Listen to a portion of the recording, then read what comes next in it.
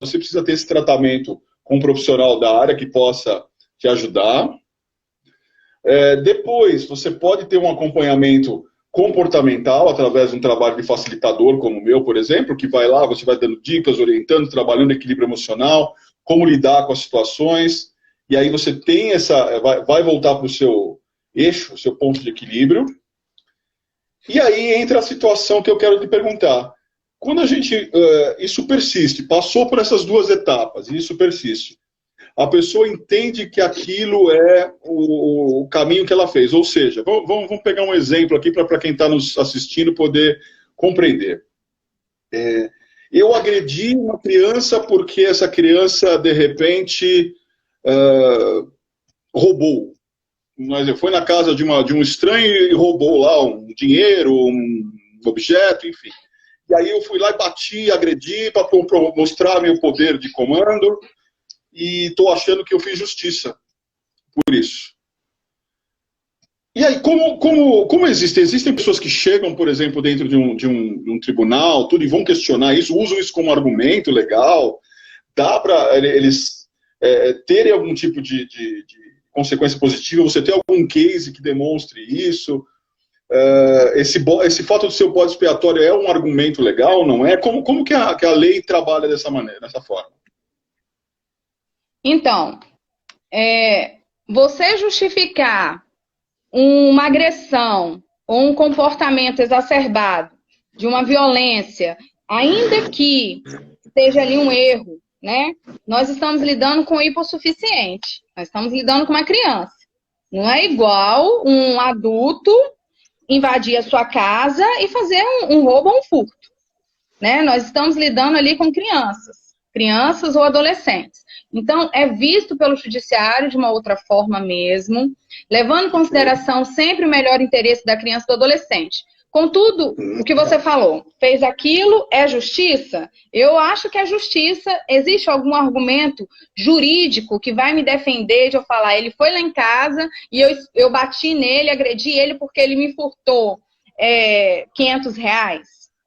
Então, aí eu faço a pergunta, o que vale mais? São os R$500 ou as agressões que teve no braço que gerou hematomas? Entendeu? O que é mais importante? É a questão pecuniária ou é a integridade física de um ser humano? São certas coisas que têm que ser ponderadas. Não que a criança não possa estar buscando um acompanhamento, que nós temos aí, né, o IASES aqui no estado do Espírito Santo. Nós temos órgãos que trabalham com isso. Então, se nós temos... porque existe uma equipe, Beto, que é composta por professores, advogados, psicólogos, psiquiatras, assistentes sociais. Então, todo mundo trabalha em equipe. Então, quando você chega numa situação que você trabalha com uma criança, que é uma criança que tem um comportamento excessivo, agressivo, nós temos aí profissionais dentro de instituições que são habilitadas para cuidar de crianças agressivas, crianças que cometem crimes, para trabalhar com essas crianças. Então, ali nós temos, naquele grupo multiprofissional, um acompanhamento de estudos que vai muito além do meu, porque o meu estudo é na área jurídica, de estudos muito mais aprofundados, de uma equipe técnica que vai levar em consideração o melhor interesse daquela criança, tanto em sociedade como em desenvolvimento intelectual para ela. Desenvolvimento intelectual, psicológico e moral. Então, ou seja, sempre será considerado o interesse maior da criança, independente do que aconteceu, e considerando que ela não apta, seria a palavra, mas que ela não está preparada ainda para poder lidar com determinadas situações. Então, vou até um pouco mais na profundidade do assunto. Se você pegar, por exemplo, crianças de 12, 13 anos que acabam cometendo furtos e vão presas, é sempre considerado esse aspecto. E aí é necessário, claro, um trabalho psicológico para essa criança não volte a repetir o erro. Essa linha de raciocínio. Na verdade, não é eliminar, assim, o que a legislação fala? Não é eliminar, vão matar todas as crianças que são desobedientes, estão furtando, estão matando, não é isso. Não é eliminar, nós não estamos aqui numa ditadura que a gente vai sair matando todo mundo que está errando, não é verdade? Então, o que é feito? para desenvolvimento social e crescimento a longo prazo. Eu não falo de um crescimento momentâneo, vamos matar todo mundo que não tá desenvolvendo da forma que nós queríamos em sociedade. Por isso que vem a ressocialização. Por isso que vem um trabalho com psiquiatra. Por isso que vem os psicanalistas, os psicólogos, vem as pessoas que trabalham com a mente, com o comportamento, vem profissionais que são habilitados, que fizeram faculdade, que especializaram em comportamento infantil, que sabem lidar com situações assim. Então, qual é o pensamento da lei? Vamos tentar fazer com que desenvolva. Como é que desenvolvemos? Isso daí eu estou falando legalmente, não estou dizendo que isso acontece faticamente, todas as vezes. Porque o que está escrito no papel, por vezes, é diferente do que acontece na prática. Mas o que está colocado no papel é uma ressocialização de um desenvolvimento saudável e um desenvolvimento que a criança pode ser um indivíduo digno em meio à sociedade. Tanto a criança quanto a adolescente. Muito bom, muito bom. E te agradeço esses esclarecimentos. É legal que a gente tenha essa visão mais completa e até para quem está nos assistindo também. Para nós finalizarmos essa conversa maravilhosa, eu tentei, à medida que você foi falando e acompanhando, mas às vezes a gente não dá, porque a gente acaba perdendo o foco e não é essa a intenção. Mas eu achei aqui uma pergunta do Júlio César Mendes, que ele cita, né, o castigo. Tirar algo que a criança use muito, um brinquedo, ele cita, por exemplo, teria como resultado proporcionar um momento de reflexão para a criança ou geraria apenas revolta com a situação? No meu entendimento comportamental, Júlio, você tem que praticar as duas situações, que aí você vai sentir. Ou seja, onde está o X dessa questão? Em você. Você vai sentir na criança se ela vai lidar bem com isso com uma maneira de reflexão, ou seja, que ela não vai, ela vai entender que se ela fizer algo inadequado, retirando algo, você vai conseguir que ela volte ao equilíbrio dela, dentro guardadas as devidas proporções, ou se isso tornou uma revolta, e você vai perceber se dá para aplicar ou não. E volto a citar do que eu falei lá no início, não dá para tornar isso como uma regra objetiva. Vamos supor que você teve o resultado de que você tirou o brinquedo, por exemplo, em duas situações e se tornou uma revolta. Pode ser que num terceiro caso você faça e dê certo. Então, é o acompanhamento. Então, eu volto a falar um pouco lá atrás do que conversamos. Tudo gira principalmente em torno do comportamento paterno e materno. Da maneira com que você conduz, entender seu filho, de você acompanhar.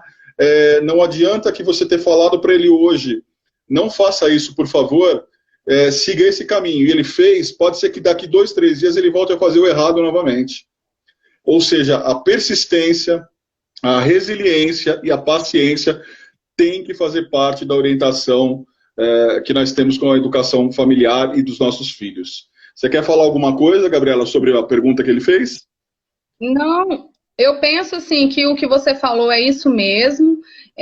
Na verdade, eu não tenho um conhecimento técnico para falar acerca do tirar para colocar, mas assim, meu pensamento nesse ponto de vista seria que toda criança precisa de um direcionamento, de disciplina. Eu acompanho uma psicóloga chamada Daniela, eu não lembro exatamente sobre o nome dela, e eu acompanho ela e vejo alguns dizeres dela que ela fala: toda ação tem uma consequência.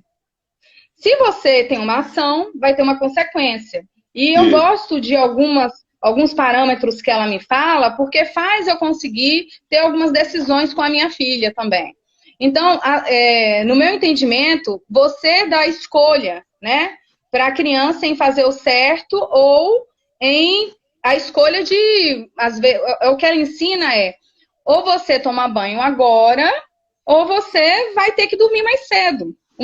Um exemplo assim que seria, a criança toma a escolha de qual a decisão que ela vai tomar. Então, eu não sei, Beto, dizer qual seria o certo, se seria reter ou se não seria.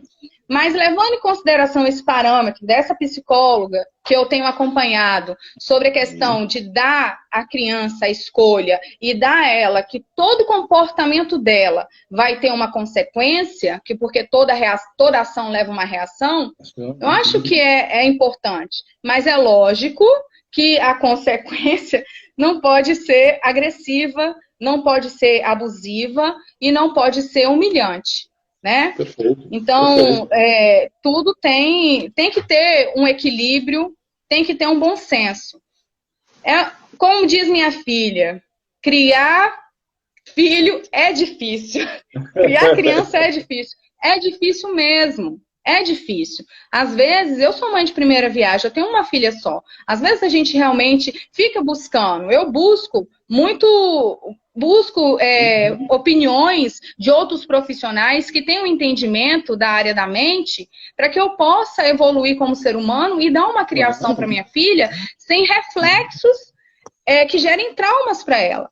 Mas que ela possa ser um ser humano com uma boa autoestima, bem desenvolvido e bem seguro em sociedade, né? Mas erros sempre existem. O que não pode acontecer é tortura, agressão, humilhação, qualquer tipo de violência não pode acontecer. É isso que não pode acontecer de hipótese alguma.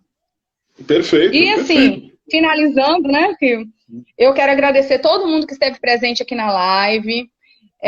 Muito obrigada mesmo pelas pessoas que participaram com a gente. É muito importante para mim mesmo saber que vocês estiveram aqui comigo e com o Beto, compartilhando desse tema, que é um tema assim tão importante para a gente, né, Beto?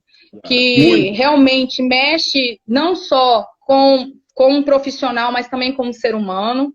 E eu quero agradecer a todos que estão aqui. Muito obrigada. Um bom dia, um ótimo dia para vocês. Tá, e aproveita, passa... E obrigada, Beto. Passa seu obrigada Instagram. também, você, né, Beto? Mais uma vez, uma live maravilhosa que eu fiz com você. Muito obrigada. Agradeço a sua disponibilidade, imagina. E passa seu Instagram para quem não conhece seu trabalho, acompanhar também. Você está me ouvindo, Meu Instagram Gabriela? é @gabriela.alberto.adv. Ótimo. Sigam, o trabalho é muito importante.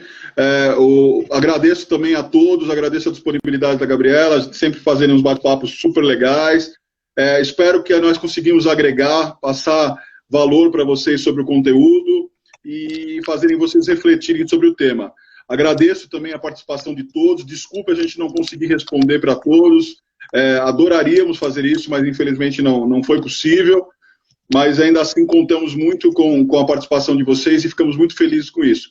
Desculpa o barulho da obra aqui que de vez em quando entrou durante a conversa. Conheça meu trabalho, @beto.camp no Instagram, YouTube Beto Camp. Também tem o canal Adotar Filhos e Comportamentos aqui no Instagram e @camp Gestão de Pessoas. Sempre aí tentando ajudar vocês no melhor possível relativo ao comportamento humano, gestão de pessoas, RH estratégico, enfim. E um ótimo dia para todos. Gabriela, muito agradecido mais uma vez. Obrigada. Tchau, bom dia. Tchau, gente. Bom dia.